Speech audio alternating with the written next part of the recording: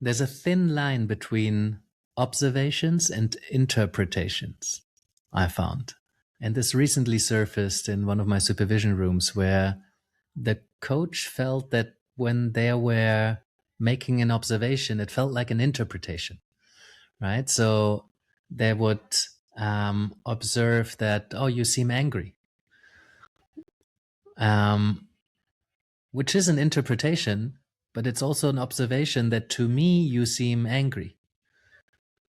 And this is where I think the subtle line is, that an observation is something that I notice in myself. I can notice, can make an observation about me making an interpretation in my head. Ooh, I notice I'm judging this, or I notice I feel a bit intimidated, or, I'm observing that I have a certain reaction to what you just said, or I'm observing that this sentence appears in my mind. I'm observing there's this image coming up from me. It's always filtered through me, right? So in a way, it's always interpreted. It's always an interpretation for me, but it you can frame it as an observation, and if you frame it as an observation, it's much more neutral. You're just putting something on the table that we now can both look at together. The key here is that you really need to take care of your power dynamics.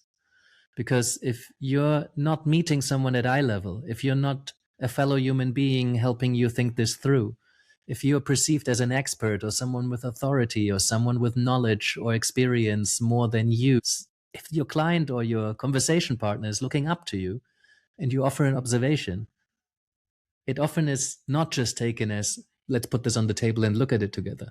It can be taken as, this is how you should be looking at this. This is a better perspective to have. Here's my interpretation. Here's my observation.